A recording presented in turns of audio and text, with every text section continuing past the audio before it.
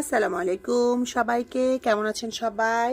এই যে আজকে প্রবাস জীবনে ব্যাগ গাড়ি নিয়ে এসেছি মাছ কাটার জন্য, আপনাদের সাথে শেয়ার করছি। বিশাল বিশাল মাছ এসছে। এই যে এখন এগুলো কাটবো। আসলে অনেক কষ্টকর ব্যাপার। বাচ্চারা বলেছে স্যালমন খাবে, বাচ্চাদের বাবা এই জন্য বিশাল বিশাল স্যালমন নিয়ে এসছে। যদিও ধরতে খুব ইয়ে লাগছে, বাট কি বলবো এটাকে, মানে গ্লাভস ছাড়াই ধরতে হয়, নাহলে আসলে গ্লাভস দিয়ে কাজ করতে আমার কাছে এত ইজি লাগে না।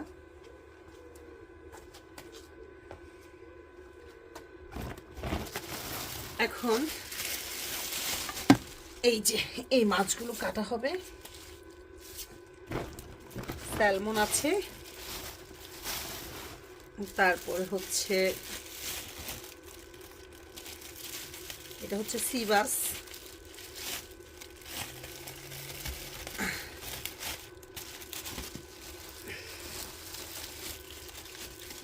আসলে এত ইজি না। নর্মালি মাছ কেটে দেয় ওরা, কিন্তু আজকে কেটে দেয়নি। এই যে এই যে সিবাসও আছে। এই যে দেখেন সিবাসটার দাম পড়ছে 19 পাউন্ড 49 প্যান্স, আর একটা স্যালমনের দাম পড়ছে 33 পাউন্ড 76 পাউন্ড, আর একটু দাম পড়েছে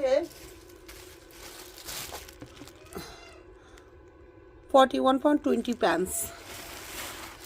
তো যাই হোক, দামটা দেখালাম আর কি, বাংলাদেশে দাম কেমন, এখানে দাম কেমন। আমি একবারে আরো ক্লোজার দেখিয়ে দিই মাছগুলোকে। দেখেন স্যালমনটা অনেক বড় আছে, বাট এখন আমার কাটতে কিন্তু অবস্থা খুব খারাপ হয়ে যাবে। যাই হোক, আমার আগের বটি ছিল, ওটার মধ্যে ওই যে মরিচা বলে, যে মরিচা পড়ে গেছে। এখন আমি আজকে আবার বটিদা নিয়ে আসছি, যেহেতু কাটা পাইনি। কারণ নর্মালি আসলে ফ্রেশ স্যালমন পাওয়া যায়, কিন্তু একবারে ফ্রেশ পাবেন না। তো যাই হোক, এখন আমি বটিটাকে খুলবো। বটিটার থেকে সব কিছু রিমুভ করেছি। আপনারা আমাকে জানাবেন কমেন্টসে বাংলাদেশে এরকম একটা বটির দাম কত। এটা নিয়েছে 14 পাউন্ড 99 প্যান্স, মানে 15 পাউন্ড। আমাদের এখানকার 15 পাউন্ড হচ্ছে বাংলাদেশে প্রায় 1900 টাকার মতো হতে পারে আর কি, 1900 বা এরকম। তো এই বটিটা বাংলাদেশের দাম কত হবে জানাবেন আমাকে অবশ্যই। আর হচ্ছে যে এখন মানে খুব কি বলবো, অনেক বেদনা ভরা আমারই মন। যাই হোক, এখন আমি চেষ্টা করব যথাযথভাবে মাছগুলো কাটার জন্য।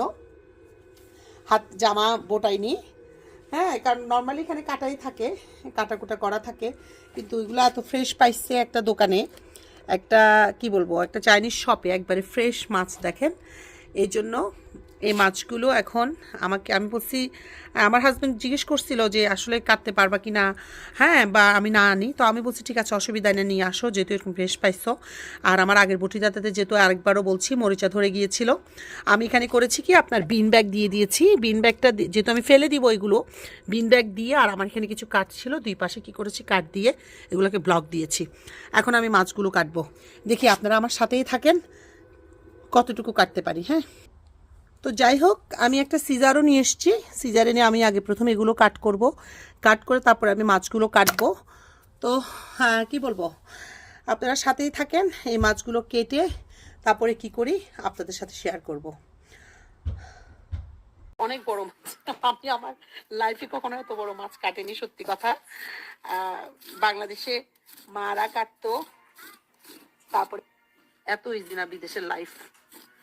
আমার মানে বাপ দাদার জন্ম আমি মাছ কাটিনি এত বড়, কিন্তু এখন আর কাটতে হচ্ছে, কিছু করার নাই। আমার হাজবেন্ড সবসময় আসলে সময় পায় না, ও শপিং এ গেছে। বাচ্চাদেরকে জিজ্ঞেস করতো তোমরা কি, ওরা তো বাচ্চারা তো মাছই খেতে চায় না এখানকার। এখানকার বাংলাদেশি ব্রিটিশ বাচ্চা এগুলো আরো ব্রিটিশ, ব্রিটিশদের থেকেও ব্রিটিশ, কি বলবো। আপু আমি মিউট লাইভ করতাম না, ঠিক আছে, মিউট লাইভ করলে আসলে বোরিং লাগে একটা কথা। আর হ্যাঁ, মিউটও করি, মিউটও করি, আবার এটাও করি যখন যেরকম ভাল লাগছে না। এই জন্য আমি চিন্তা করলাম মাছটা কাটতে কাটতে একটু লাইভ করে নিই। ভাই পড়িস না, এগুলো আমাকে ক্লিন করতে হবে। করছি, আঁশ ছাটাইছি। My goodness, জম্বেশ।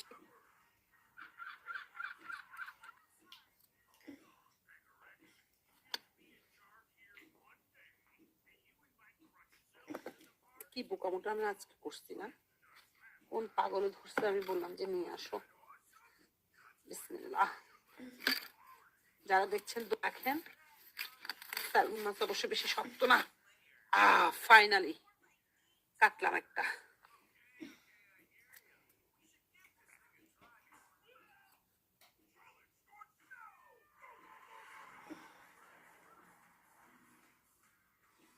এগুলো দিয়ে আজকে আসলে গ্রিল করা হবে।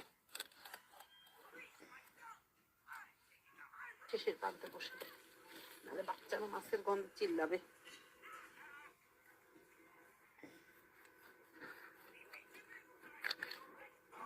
ওরে বাবা, মাই গুডনেস।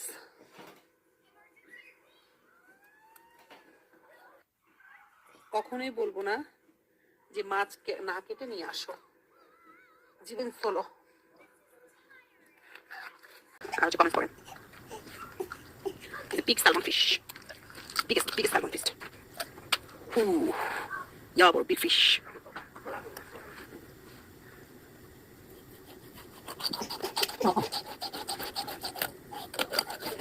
Oh.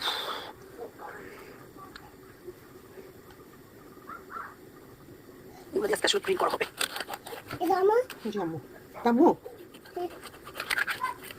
হচ্ছে আমার মাছ কাটা। কেউ কি দেখতে পাচ্ছেন, শুনতে পাচ্ছেন? আমি এদিকে লাইভ করছি, ওই ব্যাকগ্রাউন্ডে বসে ফিশ কাটতেছি, মাছ কাটতেছি। যারা যারা দেখছেন অবশ্যই একটা লাইক দিয়ে দিবেন, আমার চ্যানেলকে সাবস্ক্রাইব করে দিবেন, একটা কমেন্ট করে দিবেন প্লিজ।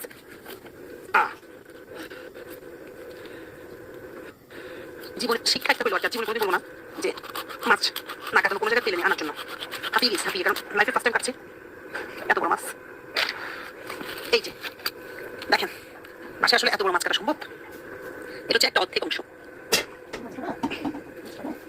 যারা আমার লাইভটা দেখছেন অবশ্যই চ্যানেলটা সাবস্ক্রাইব করে দিবেন, আর হচ্ছে কমেন্টস করবেন, একটা লাইক দিয়ে দিবেন। ব্যাক গার্ডেনে বসে স্যালমন মাছ আর সি মাছ কাটতেছি, গার্ডেনের শেষের পাতে বসে, মানে বাচ্চারা মাছের গন্ধ চিল্লাবে। ওরে বাবা, মাই গুডনেস। এই যে হচ্ছে মাছ কাটা হচ্ছে, কেউ কি দেখতে পাচ্ছেন? কেউ কি আছেন? কমেন্টস করেন, একটা লাইক দিয়ে দেন, শেয়ার করে দেন। সরি, শেয়ার না, কমেন্টস করে দেন।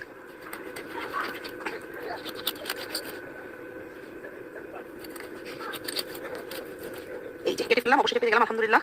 আসলে মানুষের সাধ্যের বাইরে কিছুই নেই, আপনারা বিশ্বাস করবেন কিনা জানি না, আমি আমার লাইফে ফার্স্ট টাইম এত বড় মাছ কাটলাম। তো এখন এই যে স্যালমন মাছগুলো আমি ক্লিন করে নিব। এই যে কাটাকুটা শেষ করে এখন স্যালমন মাছগুলো ভালো করে ক্লিন করে নিচ্ছি গ্রিল করার জন্য। ব্যাক গার্ডেনে যাবো একটু। ব্যাক গার্ডেনে দেখেন আকাশটা আপনাদেরকে দেখিয়ে দিই, এত চমৎকার একটা ওয়েদার। সুবহানাল্লাহ, আকাশটা কত ভালো লাগছে দেখেন, সুবহানাল্লাহ। এখন কিন্তু এখানে প্রায় 9টা বেজে গেছে। হ্যাঁ, 9টা বেজে গেছে, 9টা বেজে গেছে। এখন কি সুন্দর একটা, মানে কি বলবো, এনভায়রনমেন্ট, ওয়েদার, মানে এরকম একটা ওয়েদারে না মনটা খুব খারাপ হয়ে যায়। মাঝখানে একটু আপনাদের সাথে শেয়ার করে দিলাম, ভালো লাগে এরকম সময়টা। মানে এখন আমাদের এখানে পড়ন্ত বিকেল আর কি। মাছটা অনেক ভালো করে ধোয়ার পরও আবার ভালো করে ডাবল লবণ দিয়ে ধুয়ে নিচ্ছি, কারণ মাছের গন্ধটা কিন্তু ডেঞ্জারাস। মাছের গন্ধ থাকলে মাছই খেতে পারবো না জীবনেও, এই জন্য আবার ভালো করে ডাবল লবণ দিয়ে আবার ধুয়ে দিচ্ছি মাছটাকে। আমি মাছগুলো ভালো করে ক্লিনের পরে এখানে দিয়ে দিচ্ছি লেবুর রস, অর্ধেক লেবুর রস দিয়ে দিচ্ছি সরাসরি চিপে। লেবুর রসটা দিয়ে দেওয়ার পর এখানে দিয়ে দিচ্ছি আদা রসুনের পেস্ট, আমি এখানে 1.5 চামচ ইউজ করেছি। এরপরে দিয়ে দিচ্ছি পরিমাণ মতো লবণ, লবণ কিন্তু দেখে শুনে বুঝে দিবেন। দিয়ে দিচ্ছি জিরার গুঁড়ো প্রায় 1 টেবিল চামচের মতো, দিয়ে দিচ্ছি ধনিয়ার গুঁড়ো 1 টেবিল চামচের মতো, দিয়ে দিচ্ছি 1/2 চামচ হলুদের গুঁড়ো, দিয়ে দিচ্ছি মরিচের গুঁড়ো। মরিচটা একটু আপনারা যারা যেরকম পছন্দ করেন, স্পাইসি যতটুকু পছন্দ করেন অতটুকুই দিবেন। এখন আমি এগুলোকে সবগুলোকে একসাথে মেখে ম্যারিনেট করে নিচ্ছি। আমি মাছগুলো সব মাখিয়ে নিয়েছি, এখন আমি এখানে দিয়ে দিব 1 টেবিল চামচ কারি পাউডার। কারি পাউডারটা দিয়ে আমি আবার এটার সাথে মিক্স করে নিচ্ছি। আসলে আমি বরাবরই বলি এক একজনের রান্নার ধরন, স্টাইল এক এক ধরনের। হ্যাঁ, এক একজন এক একভাবে রান্না করে। আপনারা চাইলে এই মিক্সচারটার মধ্যে আপনারা টক দই ইউজ করতে পারেন। আমি টক দই ইউজ করবো না। নর্মালি মাছের মধ্যে আমার টক দইটা কেন যেন ভালো লাগে না। আপনারা চাইলে টক দই ইউজ করতে পারেন, আপনারা চাইলে গরম মশলা ইউজ করতে পারেন, আপনারা চাইলে কাবাব পাউডার ইউজ করতে পারেন। তো আমি এখন এটাকে ফ্রাই করার জন্য বসিয়ে দিব। চলেন, শেষে বলে দিচ্ছি, আমি এই মাছটাকে ম্যারিনেট করে হাফ অ্যান আওয়ারের জন্য কিন্তু আমি রেখে দিচ্ছি। আপনাদের হাতে যত বেশি সময় থাকবে আপনারা ম্যারিনেট করে তত বেশি সময় রাখার চেষ্টা করবেন। এতে খাবারের যে কোনো ম্যারিনেটেড আইটেমগুলোর খাবারের টেস্টটা কিন্তু বেড়ে যায়। এই যে মাছটা গ্রিল করার জন্য আমি এখানে পাইপেন দিয়েছি, যে গ্রিল টাইপ অফ পাইপেন। এখানে দিয়ে দিচ্ছি সরিষার তেল। অবশ্যই আপনারা চেষ্টা করবেন গ্রিল করার সময় সরিষার তেলটা ইউজ করতে। সরিষার তেলটা কিন্তু গ্রিলের জন্য একবারে পারফেক্ট আমার কাছে মনে হয় আর কি। সব ধরনের গ্রিলে আমি চেষ্টা করি সরিষার তেলটা ইউজ করার জন্য। তো আমি অপেক্ষা করছি তেলটা গরম হওয়ার জন্য। তো আমি এখন মাছগুলোকে ফ্রাই প্যানের মধ্যে দিয়ে দিচ্ছি। এই যে দিয়ে দিলাম।